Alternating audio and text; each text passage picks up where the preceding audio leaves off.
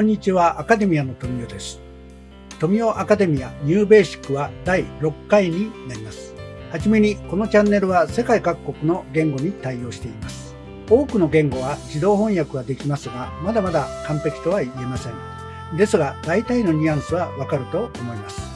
比較的正確に英語、中国語、韓国語、スペイン語、タイ語、ヒンディー語にはチェックして対応しています。合わせてご覧ください。前回レイヤーの仕組みを学ぶと題して動画を作りました。ヘアをデザインするにあたってほとんどがレイヤーで作ることができます。彫刻家が四角い木材から削っていきデザインするのと同じです。ヘアスタイルもレイヤーといった技術で削ってデザインを作っていきます。ですからレイヤー技法でほとんどのスタイルができていると言っても構わないでしょう。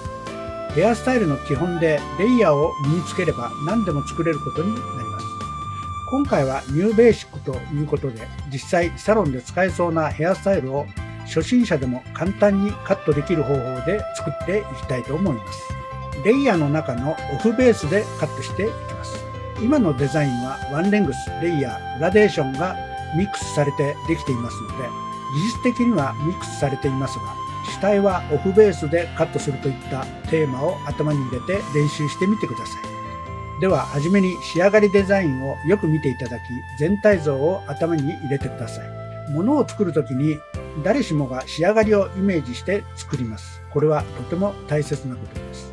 イメージできたら早速始めていきましょう。では動画をご覧ください。なるべく同じような手順でカットすることで仕上がりも同じようになるはずです。今回はサロンでも使えるセミロング、ウルフレイヤースタイルを作りたいと思います。はじめにセンターで分けて周りの長さをワンレングスでカットしていきます。センターで分けたら前頭部と後頭部を分けます。ブロッキングができましたらバックからカットしていきます。まず三つ襟幅をカットしてから両サイドをカットしていきます。長さは肩より下側10センチくらいでカットします。次に左側をカットしますが、当然センターでカットしたラインをガイドにその延長線上でカットします。右も同じようにカットします。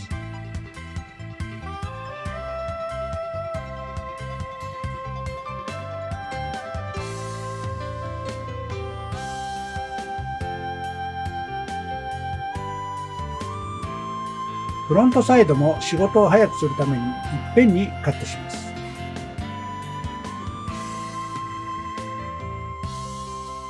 レイヤーがつきますが、パネルが少し首から浮いても構いません。反対側も同じようにカットします。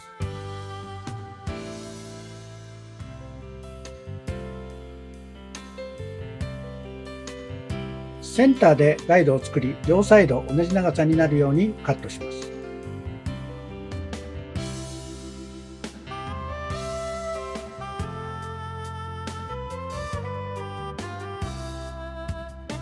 左右対称にアウトラインがカットできました。こめかみ付近からバック中心部が少し下になるぐらいにブロッキングします。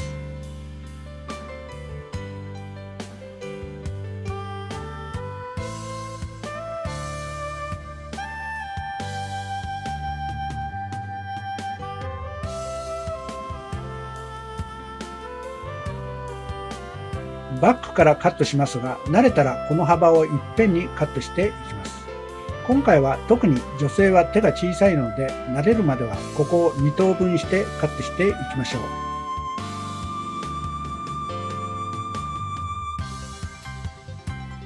このようにここにブロッキングしますが、ブロッキングラインは平行ではなく斜めに取ります。斜めに取ることで、こことヘムラインの髪がよく見えて穴を開ける失敗が少なくなります。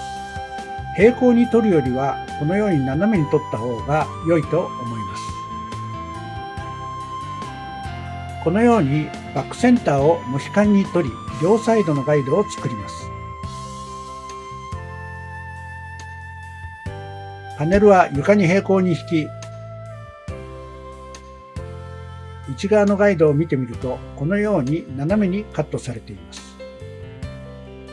どの部分とつなぎ、下の厚みを残すかを確認してからカットしていきます。パネルはオンベースで平行近くに引き上げカットします。センターのガイドができましたので、バックセンターガイド部分を半分に取り、次のスライスラインは少し斜めに取ります。図のアウトラインのガイドを確認してカットしていきます。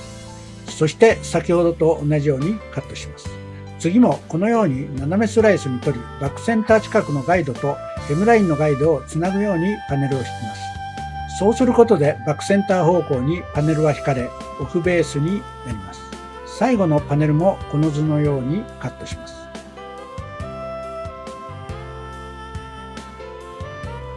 反対側も同じようにカットします。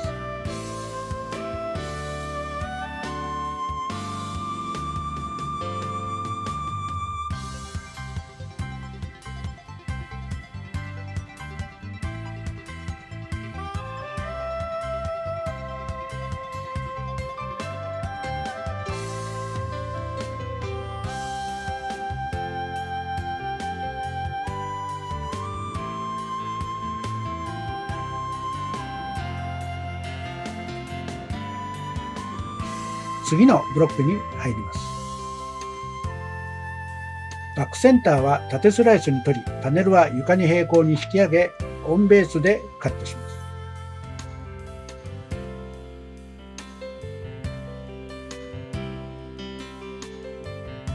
次のパネルからはスライスラインは少し斜めに取り、下のガイドの延長線上でカットしていきます。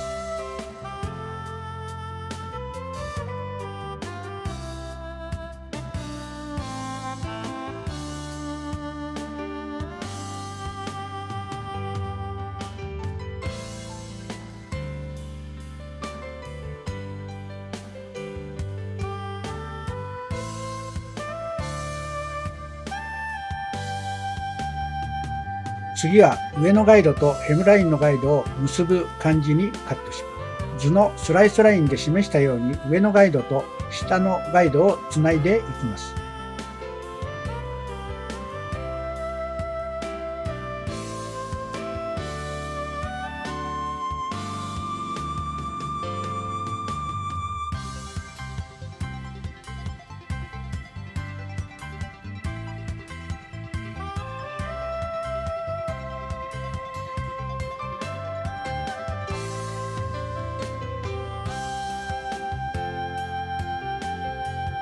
反対側も同じようにカットを進めていきます。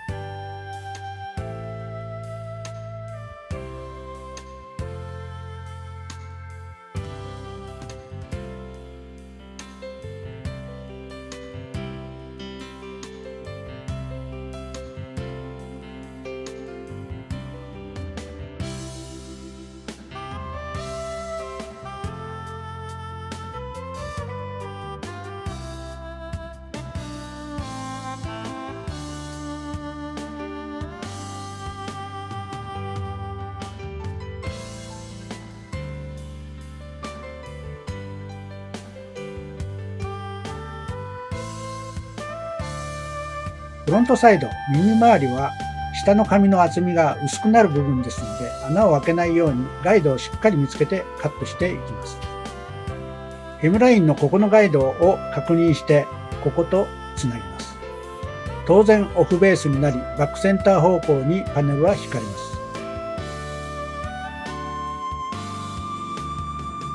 フロントサイドのカットに入ります。フロント部分も下側に紙が全然ないので気をつけてカットしましょう。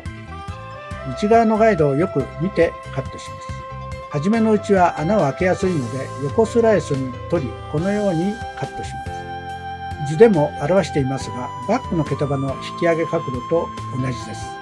床に平行より上に引き上げないようにカットします。反対側も同じようにカットしていきます。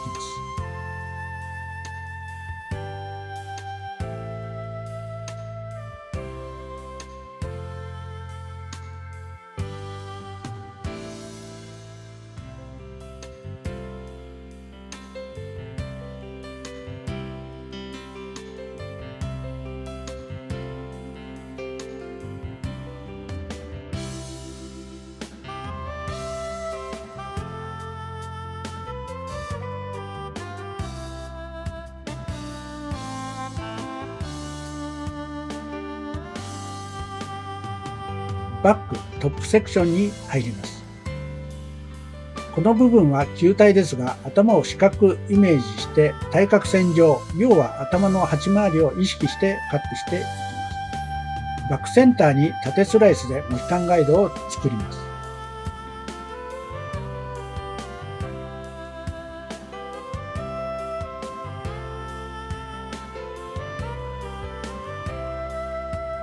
ガイドができましたので、センターで分けて対角線上までは縦スライスに取り、バックセンター中心線上に引きカットします。エイズは後ろから見た図です。このようにバックセンターラインに引き寄せカットします。ビーズは上から見た図です。バックセンターラインに引き寄せカットします。横から見た図ですが、同じように平行にパネルを引き上げ、バック中心に引き下をガイドにカットします。このようにカットすることで、毛束を引き上げた時に両サイドの横幅のガイドができます。次はこのように放射状にスライスラインを取り、下のガイドと上のガイドを結んでいきます。次も同じ要領でカットしますが、パネルはフロントサイドに引かないようにし、バックセンター方向に引きます。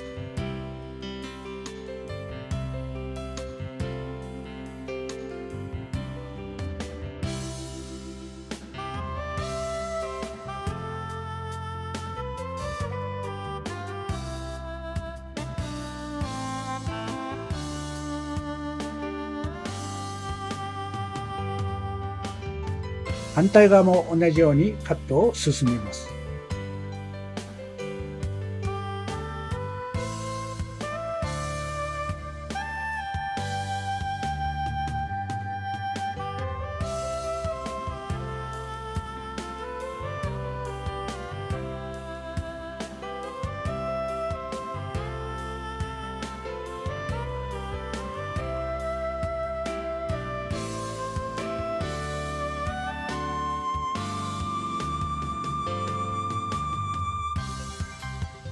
次にフロントサイドに入ります。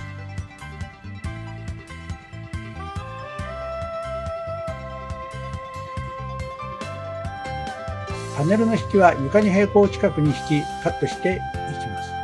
徐々にフロントにカットしていきます。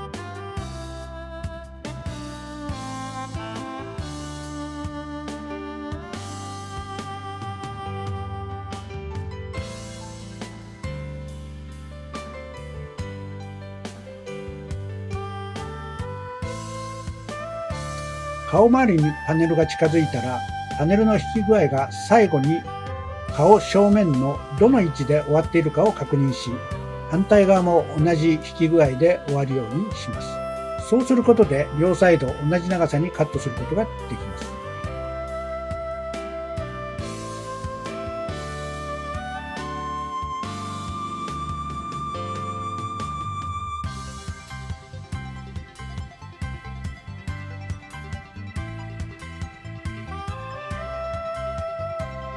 反対側も同じようにカットします。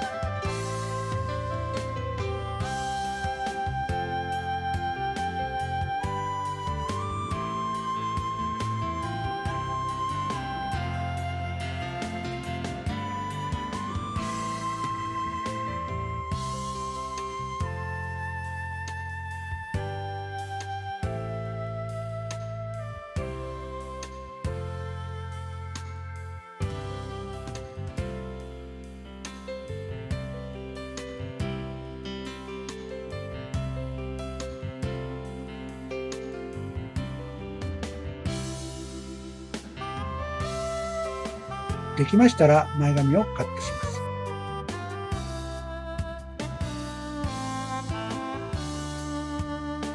前髪の最初のブロックは、まず目頭の幅に取り出し、目が隠れる程度の長さにカットします。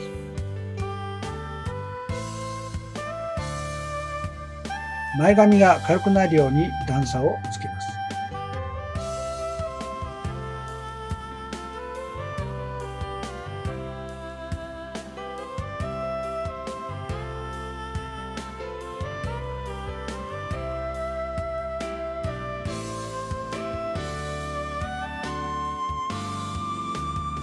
次に黒目の瞳外側にブロックを取り、長さは唇中間の長さにします。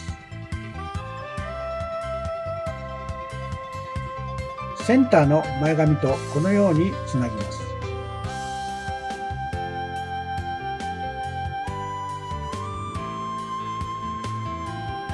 反対側も同じようにつなぎます。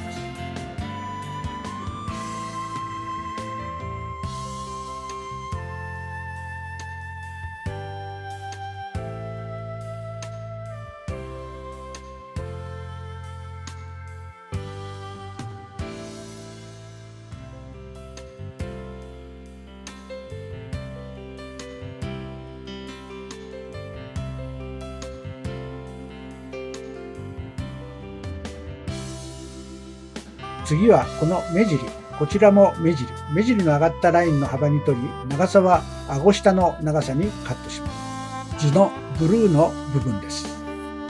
同じく上の髪とこのようにつなぎます。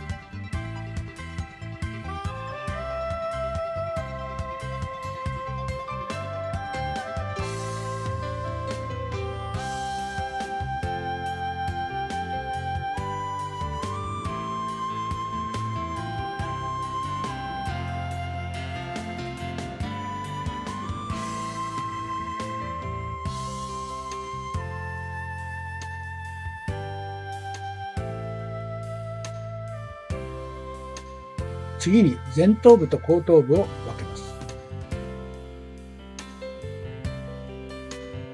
そしてフロントサイドとこの図の矢印で示したように前髪とつなぎます。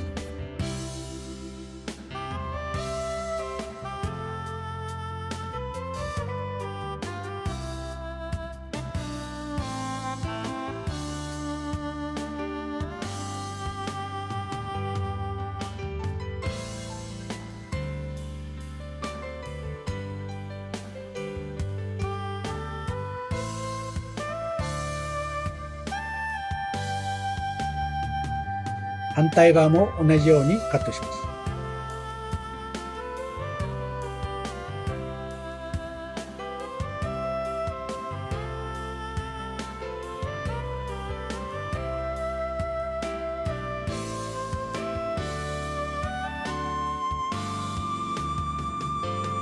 できましたら、頭の鉢の部分を頭皮に直角に引き上げ、レイヤーにカットしていきます。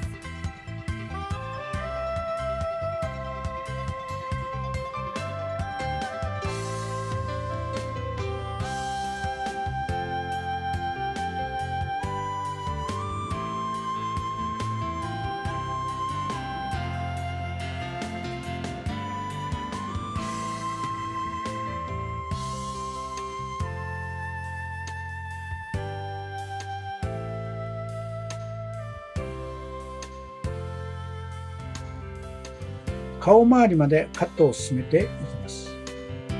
先ほどと同じように図のように左右対称の位置で終えるように意識してカットします。反対側も同じようにカットします。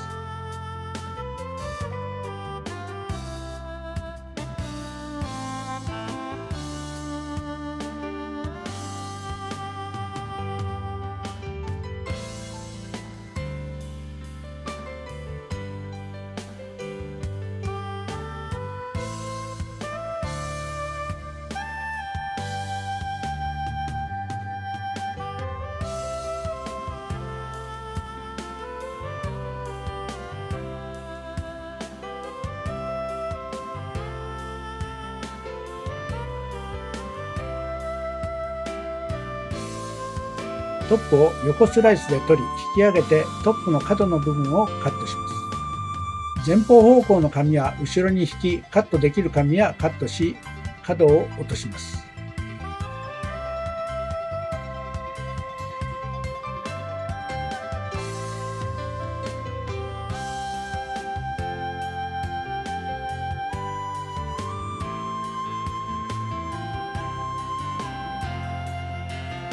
最後にこの部分の角を落とします。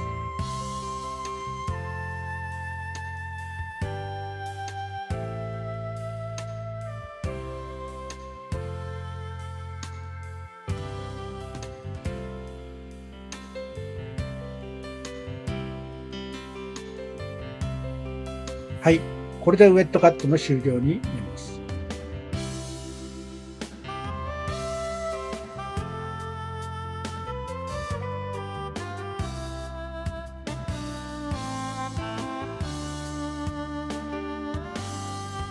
ではこの状態でブロー仕上げをしてみます。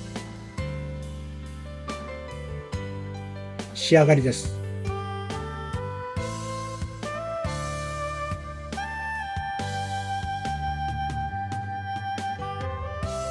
はい、ではドライカットで紙に動きと軽さをつけていきます。はじめにバックからドライカットしていきます。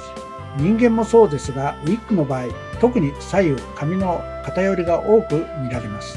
きれいに均等にすることを気をつけて見ていき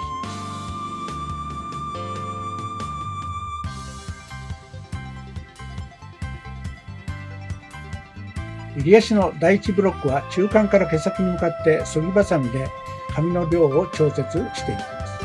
ハサミの入れ方はレイヤーに入れますが、基本はカットラインと平行に入れます。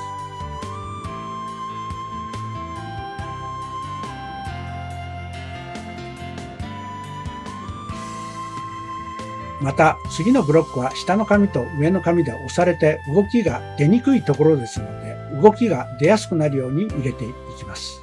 また横から見た時のくびれの部分でもありますので、シルエットを考えながらドライカットしていきます。左右のバランスを見ながら均等のバランスになっているかよく見てドライカットしていきます。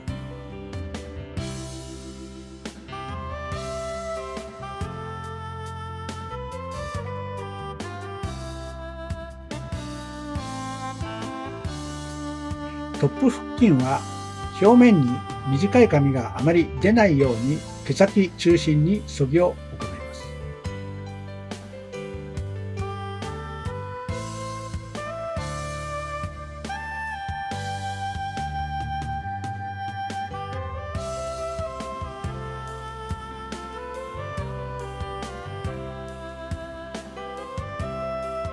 す。そぎやスライドカット、ハサミの入れ方など動画を出していますのでチェックしてみてください。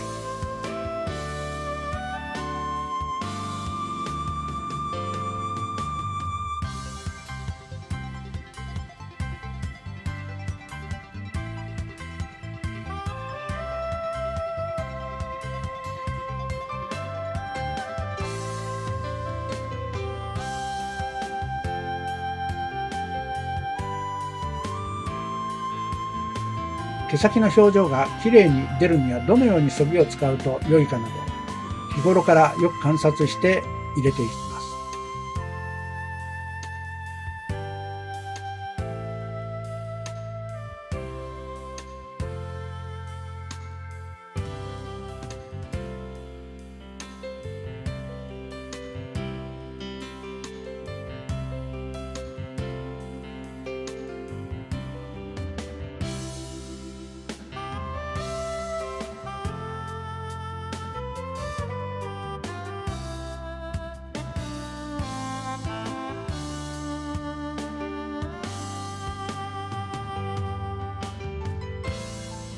フロントサイドも毛先の表情やお客様が手ぐしを入れた時に立体感が出るように入れていきます。パネルを取った時に紙の偏りがありますので、その辺をチェックしながらカットしていきます。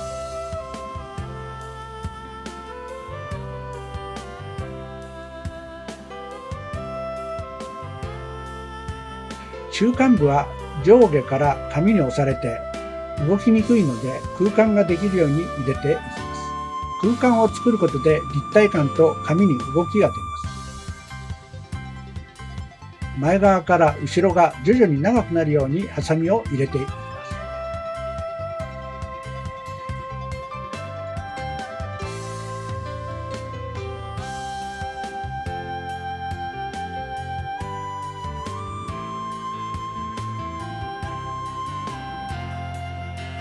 常に自然の力で紙がどのように動くかを見ながら、動いた時に綺麗な表情を見せるようにしていきます。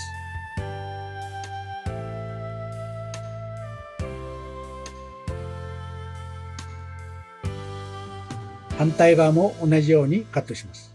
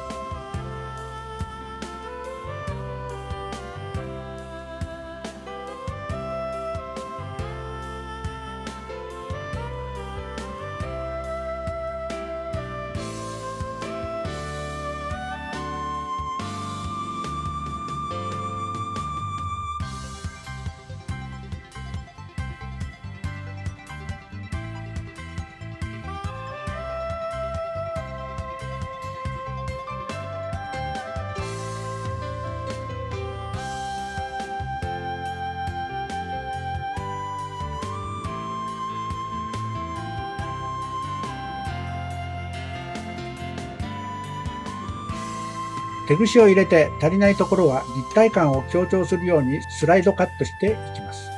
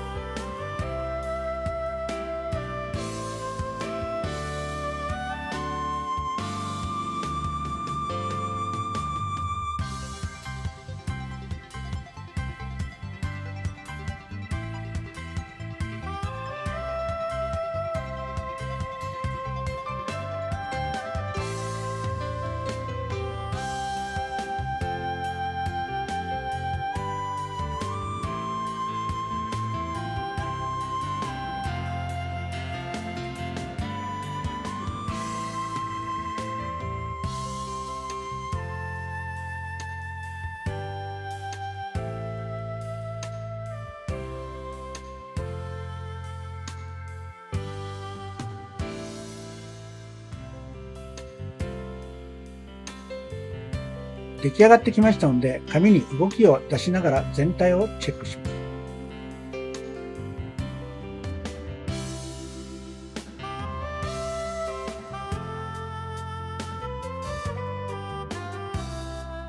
では少しオイルをつけて仕上げます。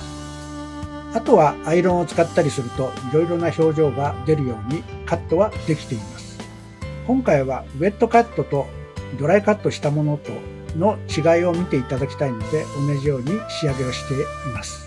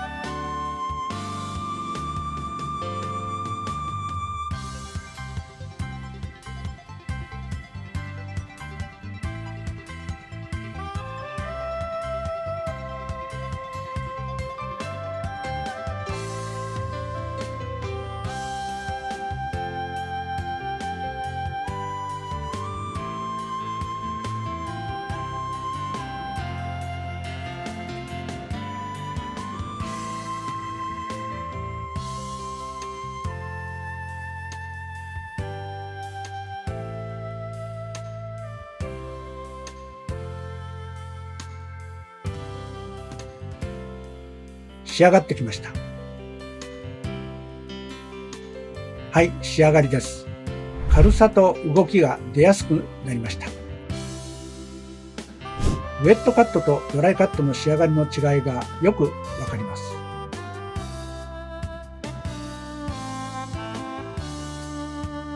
はい、今回はサロンで使えるセミロングウルフレイヤーをカットしてみました。